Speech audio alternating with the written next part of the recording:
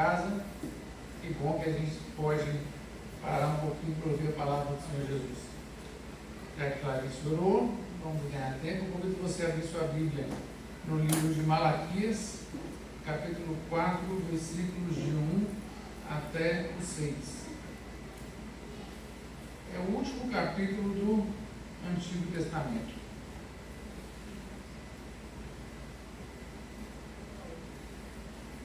Passou o mês passado todinho nas minhas missões, falando do último capítulo do Novo, a gente vai ver o último capítulo do Antigo Testamento.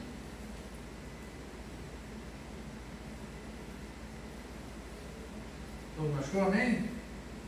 Ninguém com misericórdia, então vamos embora. Pois certamente vem o dia, ardente como uma fornalha. Todos os arrogantes e todos os malfeitores serão como palha.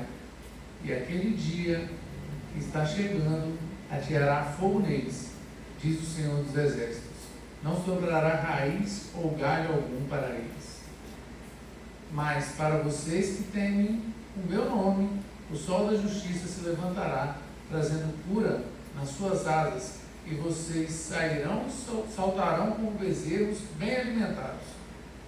Depois esmagarão os ímpios, que serão como pó sobre a sola dos seus pés, no dia em que eu agir, diz o Senhor dos Exércitos. Lembre-se da lei de Moisés, meu servo, dos estatutos e das ordenanças que lhe dei em Horebe para todo o povo de Israel. 5. Vejam, eu enviarei a vocês o profeta Elias antes do grande e temível dia do Senhor. Ele fará com que o coração dos pais se voltem para os filhos, os corações dos filhos para os pais. Do contrário, eu virei e castigarei a terra com maldição. Amém. O tema é o dia do juízo final. Em alguns lugares a gente não pode mais falar, em algumas igrejas pararam, a gente só fala de prosperidade, só fala de bênção, só fala. Graças a Deus não é aqui. Aqui a gente prega a palavra de Deus. E o livro de Malaquias é o último livro do Antigo Testamento, com um nome bem sugestivo. O nome Malaquias, para você que veio no EBD durante o mês passado, você sabe que é mensageiro de Deus. E é bem sugestivo porque depois de Malaquias, Deus fica cerca de 430 anos sem mandar um mensageiro, sem mandar um profeta para falar com o povo da sua palavra. O livro foi escrito depois do período do exílio babilônico. Elias e Eliseu já tinham passado, os milagres já tinham parado de acontecer como aconteciam antes. O cativeiro era só uma lembrança amarga dos avós, das pessoas que contavam as histórias, e o culto, o templo já tinha sido construído. O culto já tinha voltado a acontecer, mas acontecia só para cumprir tabela. O culto tinha esquecido e tinha sido mantido, mas sem nenhum entusiasmo. Somente uma apatia espiritual. As pessoas não entregavam a Deus corretamente, faziam as coisas de qualquer jeito, e quando a gente vai vendo, isso começava da liderança e vinha passando por todo o povo. Era como se as pessoas se juntassem hoje nas igrejas simplesmente por costume. A pessoa vai, é domingo à noite, não, vamos na igreja. Domingo à noite é dia de ir na igreja. Não, é domingo de manhã, não, vamos acordar e vamos na EBD. Só para manter, só para cumprir tabela, só para manter. Graças a Deus não acontece aqui. Mas em determinados locais ainda tem acontecido isso. E a gente vai acompanhando ao longo do livro, os 3 capítulos, e um dos autores que eu mais gosto fala que é como se fossem sentenças, né? Os julgamentos. O povo vai acusando Deus e Deus comparece para se defender. E o povo fala, no que é que a gente tem te roubado? E Deus responde. No que é que a gente tem aborrecido o Senhor? E Deus responde. E Deus vai até o final do capítulo 3 respondendo. E lá no capítulo 4 ele vem com a sentença final. Depois de muito conversar, depois de muito falar, ele mostra, presta atenção, agora o final é esse aqui. O julgamento chegou e todo julgamento tem um final. O final é esse. Ele começa falando do julgamento dos ímpios. O dia do Senhor vem e arde como uma fornalha. Nas Escrituras, o julgamento de Deus, o fogo, ele geralmente é associado ao julgamento de Deus. Por mais que alguns movimentos queiram dar a entender que o fogo significa presença, em alguns casos sim, né? A Bíblia fala que assim como o fogo purifica o ouro, Deus também age em nós, tirando de nós toda a impureza. Mas o fogo de Deus o fogo consome os inimigos de Deus, em 2 Reis capítulo 1. O fogo consome os israelitas desobedientes, em Levítico 10, de 1 a 3. E Deus tem reservado para o mundo um juízo de fogo, como nós vemos em 2 Pedro 3, 10. Isso nos passa uma imagem de uma destruição total. Quem é do interior vai entender o que eu estou falando. Para você proteger uma lavoura, você faz um negócio chamado acero. Não é isso? Você queima uma parte para proteger todo o restante. Mas aquela queima não pode ser parcial. Aquele pedaço tem que ser queimado totalmente, pastor. Senão o fogo alastra, senão as doenças passam. O fogo é um sinal de compromisso. Quando a gente vai olhar, Deus está dando algo certo com o fogo. Ele está falando que talvez venha o dia do Senhor. Não, ele fala certamente vem o dia do Senhor. E ele continua: todos os arrogantes e malfeitores serão como palha. Ou, em outras versões, todos os soberbos e todos que cometem perversidade serão como restolho. E a soberba, quando ele fala aqui, a arrogância é algo interior. Muitas vezes a gente não consegue saber se a pessoa é soberba ou arrogante, porque ela guarda no fundo do seu coraçãozinho. Às vezes ela tem um sorriso, às vezes ela está rindo, às vezes ela está bem animada, mas ela é arrogante. E alguns sentimentos são visíveis. É visível quando alguém está triste, porque você vê a pressão dela diminuir. Quando a pessoa está com raiva, ela chega a respirar mais forte, né? Bufando de raiva. Mas o orgulho, a arrogância, a soberba nem sempre são tão destacadas assim.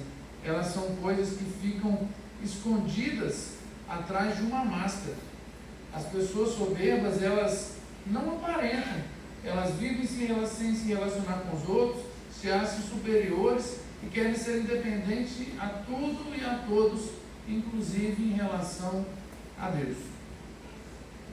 E se a gente parar para pensar, a soberba, a jactância, a arrogância, ou qualquer outro nome que você queira dar, essa sensação da pessoa se sentir superior, ela não combina com quem aceitou Jesus. Ela não combina com o cristão. Em primeiro lugar, porque o próprio Paulo fala: esteja em vós o mesmo sentimento que houve em Jesus, que mesmo sendo Deus, não. Se você parar para pensar, né? Essa quinose, esse esvaziamento de Deus, Jesus como sendo Deus, ele não se apegou a isso como o fato mais importante. E se a gente continuar também, a gente tem que ser humilde, porque se um dia nós formos para o céu, não é por nada que eu ou que você tenhamos feito.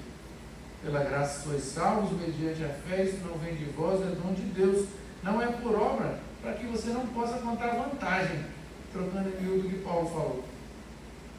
Muitas vezes a gente bate no peito e fala assim: olha, estou trabalhando, ó, estudei, estou ganhando bem, bate no peito e fala: tá, mas quem sustentou você para você poder estudar? Quem te ajuda todo dia a trabalhar, te leva e te traz de segurança? Quem te ajudou a não ficar doente? Seu dinheiro não foi gasto com remédio, seu dinheiro não foi gasto no hospital, seu tempo não foi perdido em acidente. A gente esquece, a gente quer colocar muita coisa na nossa conta e acaba tirando de tudo que o Senhor nos colocou. Todos nós temos motivos para agradecer. O diácono Oswaldino abriu falando, né, do homem que falou assim: não, olha, a lavoura rendeu, eu não tenho nem onde guardar. O que é que eu vou fazer? Eu vou derrubar meu celeiro, vou construir outro e vou falar assim: ó, agora eu estou de boa, não trabalho nunca mais eu dou um dia de serviço a seu ninguém. O único erro dele, não foi ter pensado em descansar, O erro dele não foi ter tido uma colheita grande. O erro dele foi não ter colocado Deus em todos os seus planos e reconhecido que foi Deus que o ajudou até aí. A primeira coisa que o crente tem que fazer é não ser soberbo. É falar assim, olha, tudo que eu tenho foi Deus que me deu. Muitas vezes a gente quer falar que foi a gente, mas a verdade é que não é. Nunca foi sobre nós, sempre foi sobre Ele. E a Bíblia fala que dele, por Ele e para Ele são todas as coisas. Essa casa bonita que você está com a internet aí, foi Deus que te deu. Mas Ele continua. Ele vai falando não apenas dos arrogantes, Ele fala dos malfeitores, que serão como palha, ou dos perversos. Esses malfeitores, esses perversos, Ele está falando de algo ligado à imoralidade, a vida imoral, desregrada e fora dos padrões que Deus dá. É aquela desobediência afrontosa. É aquela questão da pessoa desobedecer porque ela quer. Muitas vezes as maiores confusões surgem porque as pessoas são desobedientes. Você quer ver, quem já foi de colégio sabe disso. A professora fala assim, eu não quero ver mais nem um pio. Ela vira de costas, o menino faz o quê, pastor? Pio. É uma afronta. A gente ri porque é uma professora, mas a gente faz isso com Deus também. Deus direciona a gente para um caminho e as pessoas afrontam o que Deus mandou. Isso é uma afronta proposital. Isso é só pelo prazer momentâneo. A gente vive numa sociedade hedonista, onde o agora é mais importante do que qualquer coisa. O agora é superior a qualquer coisa. Ele é maior em detrimento da vida eterna. As pessoas, elas se divertem, elas querem se divertir, elas querem fazer tudo. Como quem diz, só se vive uma vez. Eu te digo, viver você vive todo dia, morrer você morre uma vez só. E as pessoas começam a verificar isso. E é o pior problema que existe é a segunda morte. A gente fala morrer uma vez só, fisicamente. Mas a segunda morte, a morte espiritual, onde o ser humano será separado de Deus, é essa que me preocupa. E muitas pessoas vivem o hoje de maneira desregrada, sem simplesmente pesar a questão da vida eterna. E ele continua falando do julgamento do ímpio. Ele fala, olha, tem um outro detalhe: não lhes deixará nem raiz, nem ramos. Ou em outras versões, não sobrará raiz ou galho algum. Quando Jesus voltar, não haverá esperança ou no que se agarrar para aqueles que morreram sem Ele. Enquanto a planta tem raiz, você aduba, você rega, você cuida dela. Mas se a raiz morreu, só uma outra planta. Assim também será para o ímpio. Quando Jesus voltar, nessa oportunidade que Ele deu, quando o ímpio morrer, quando Jesus voltar, não haverá esperança alguma para ele. E a gente fica muito preocupado, porque Leonardo Ravenhill fala que Deus está sentado no trono da graça hoje, pastor, de braços abertos esperando. Mas no dia que Ele voltar, Ele sairá desse trono de graça e sentará no trono de julgamento, julgando a cada um de nós. E ali não haverá mais esperança para quem morreu sem Jesus. Uma frase velha, batida, você pode passar uma vida inteira sem Jesus. O triste é morrer sem Ele. E várias pessoas estão caminhando para isso. E essa é uma sentença final e inapelável.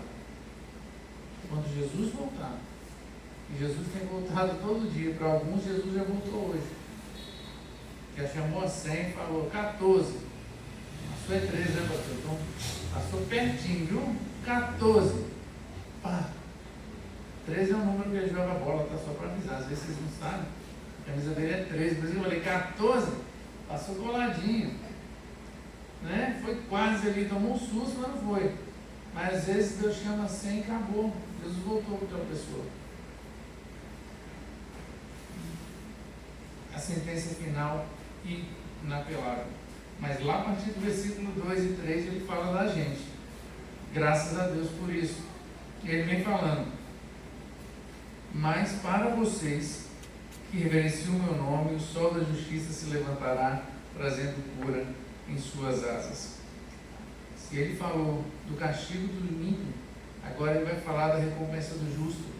Nascerá o sol da justiça, trazendo salvação em suas asas. E a recompensa do justo, a principal recompensa do justo, é o próprio Deus. Muitas pessoas estão interessadas em carros, em dinheiro, em status, em posições, em se achar importante. Mas a verdade é que quando a gente for para o céu, a coisa mais importante, a maior recompensa que você vai ter é estar perto de Deus. Não existe nada mais importante que isso. A nossa principal recompensa é essa. E ele diz que nascerá o sol da justiça, trazendo salvação às suas asas. O sol traz calor e vida. Sem o sol, nada do que existe de bonito e verde na terra existiria. Sem o calor, não existiria vida. É engraçado a gente falar que as pessoas estudam ciência e se afastam de Deus. É porque elas não entendem de verdade. Porque se a gente morasse numa região um pouquinho mais perto do sol, a gente morreria queimado. Se a gente morasse um pouquinho mais longe, morreríamos congelados. A Terra está justamente onde ela tem que estar, com condições ideais para que exista vida. É tudo milimetricamente calculado. E as pessoas ainda dizem que estudaram e entendem sobre como Deus faz as coisas. A luz também ilumina todas as coisas. Trevas e medo nunca mais estarão presentes. E é aí que eu me apego naquele versículo que eu acho mais bonito da Bíblia. Eu não sei se existe um versículo mais bonito da Bíblia, mas o que eu acho mais bonito é esse aqui, Apocalipse 21, versículo 4. Ele enxugará dos teus olhos toda lágrima. Não haverá mais morte, nem tristeza, nem choro, nem dor, pois a antiga ordem já passou. Olha que lindo. Glória a Deus. Amém. Isso é uma promessa. Isso é uma promessa, é uma garantia que nós temos, que Ele enxugará dos seus olhos toda lágrima. Não é alguma, não é uma ou outra, toda lágrima. Não haverá sofrimento, não haverá mais condenação. A antiga ordem já passou. A recompensa do justo é o próprio Deus. E ele fala tão assim que ele continua e fala assim: vocês saltarão como bezerros soltos na estrebaria. Ou em outras versões, diz assim, e vocês sairão e saltarão como bezerros soltos do curral. Já viu um bichinho quando está preso, que você solta ele? Que ele sai assim, meio correndo, meio pulando, meio picando, e você não entende nada, você só vê e fala assim: olha como é que está feliz. A alegria do justo será visível, perceptível e incapaz de ser ignorada. A nossa liberdade em Cristo será plena, completa, total. Vai ser uma alegria tão grande que será indizível.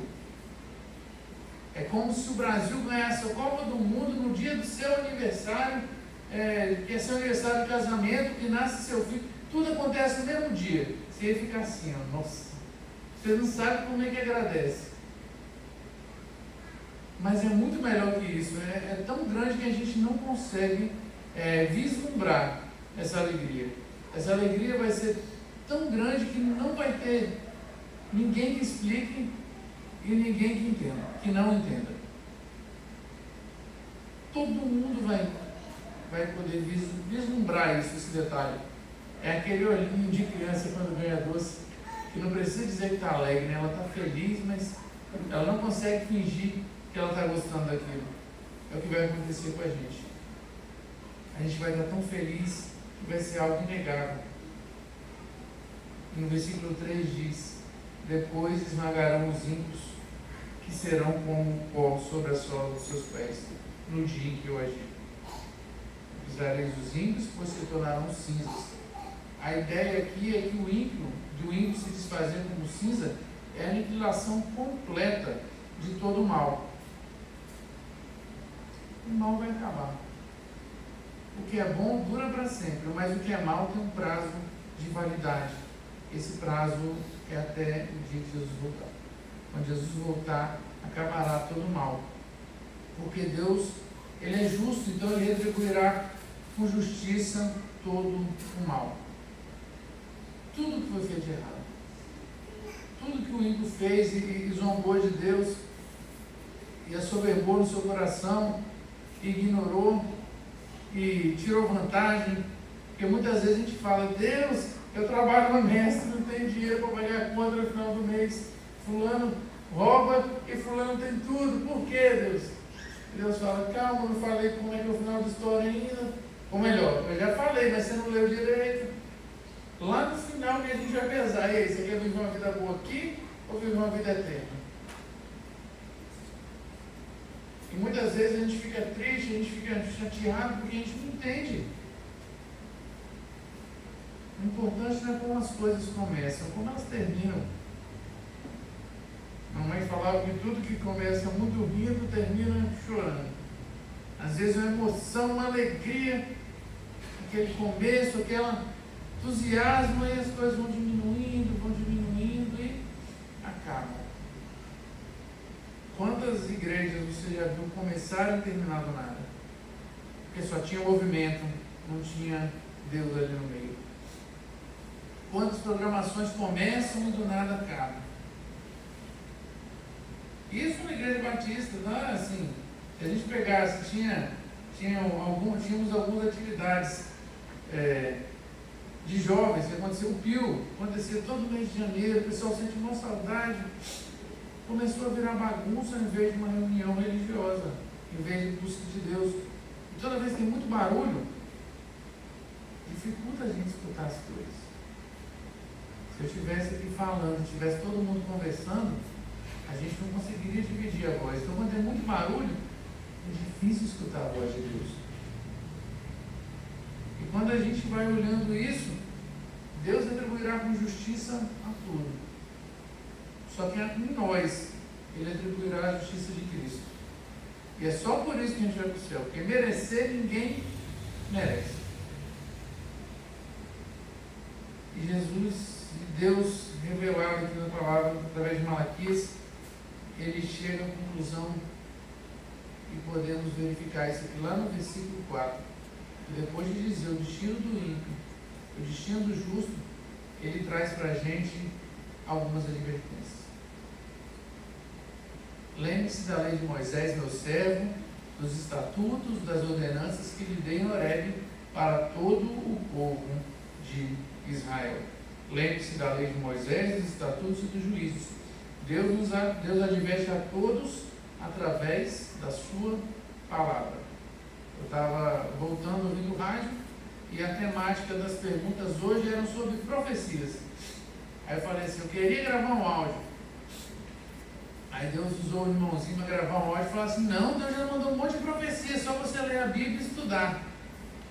O problema é que as pessoas não querem ler a Bíblia e estudar. E Deus nos adverte sobre isso.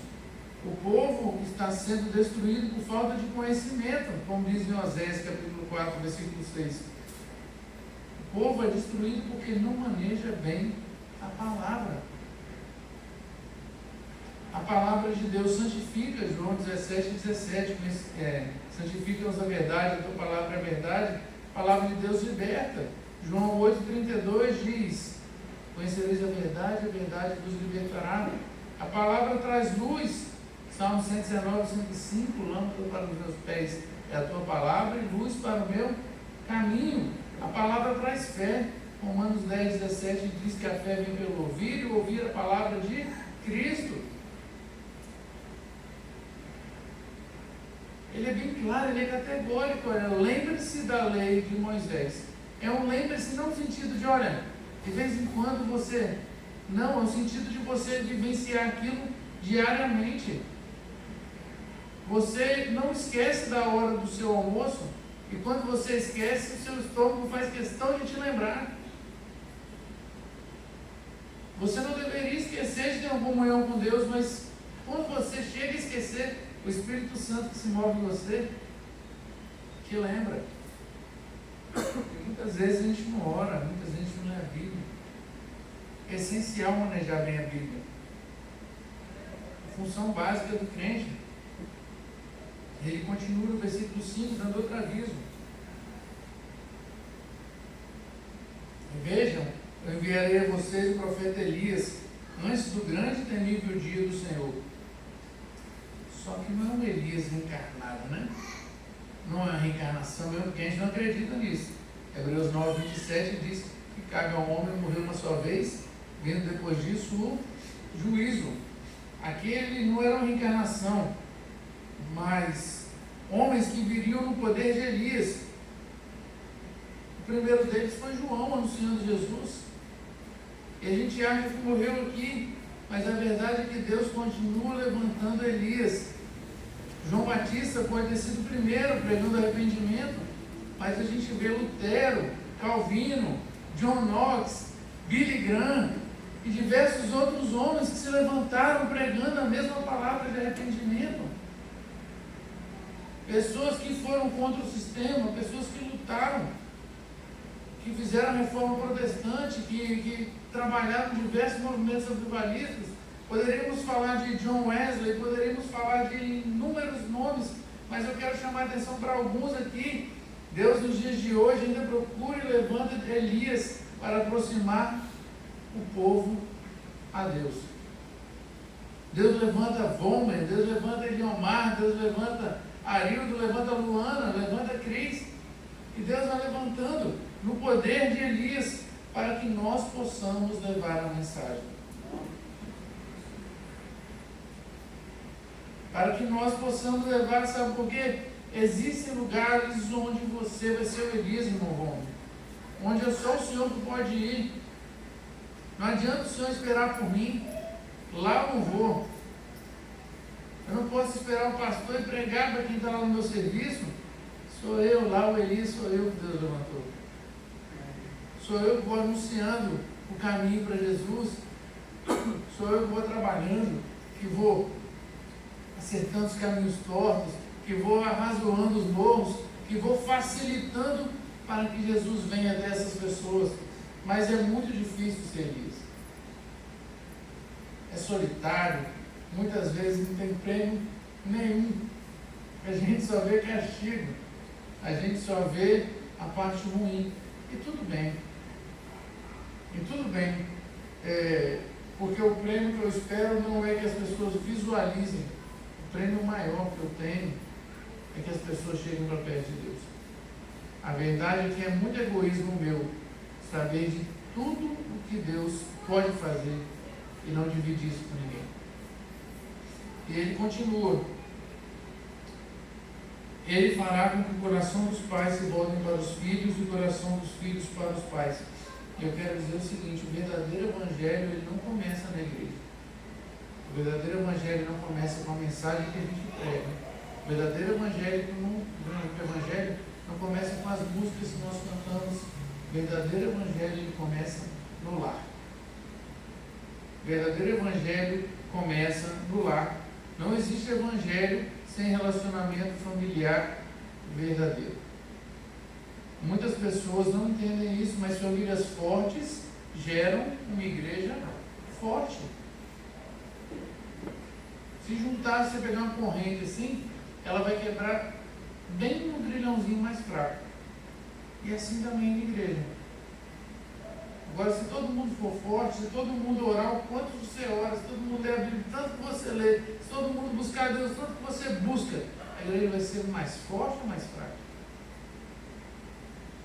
Se todo mundo se relacionar com os familiares, igual você se relaciona, a igreja vai ser melhor ou pior?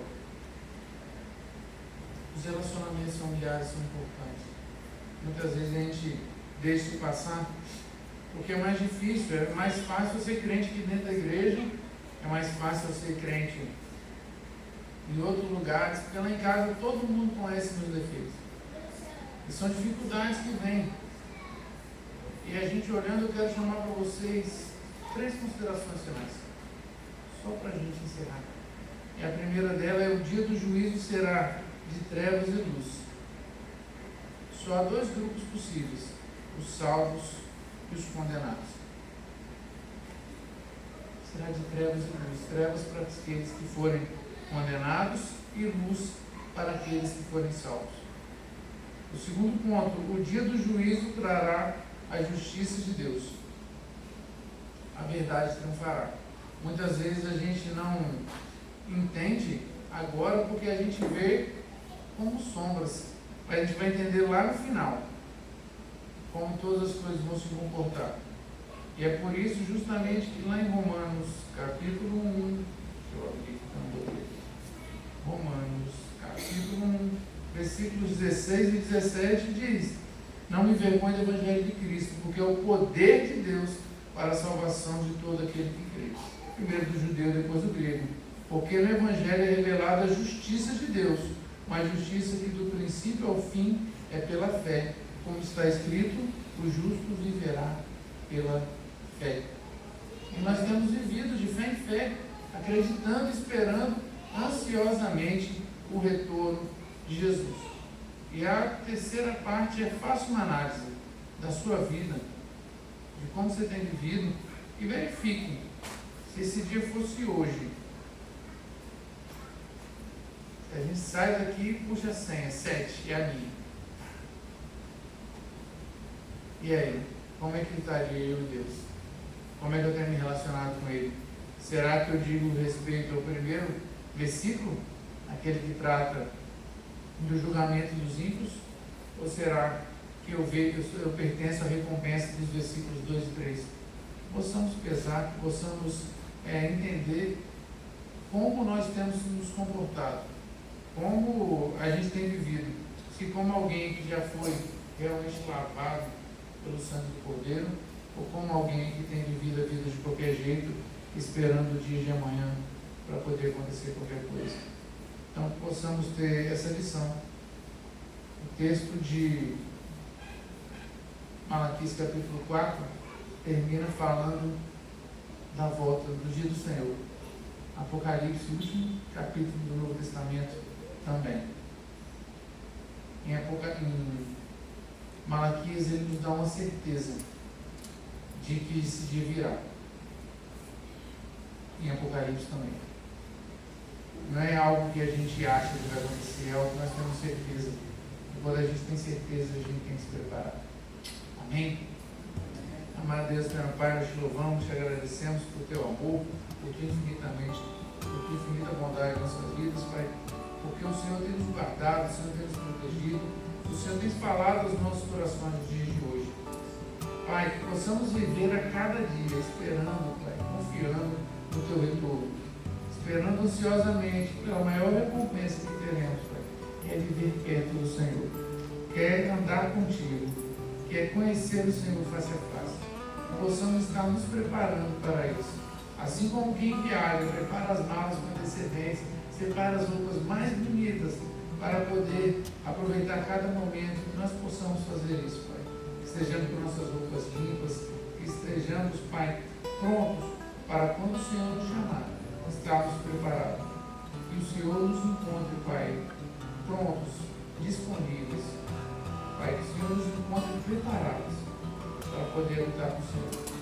Para os nossos corações, leva para casa, Pai, para que possamos ser Elias, usados por Ti, para que o mundo conheça a Tua palavra, para que sejamos facilitadores, para que a Sua palavra encontre os corações através da nossa vida. É o que nós te pedimos, Pai, em nome do Filho amado Jesus. Amém. Amém.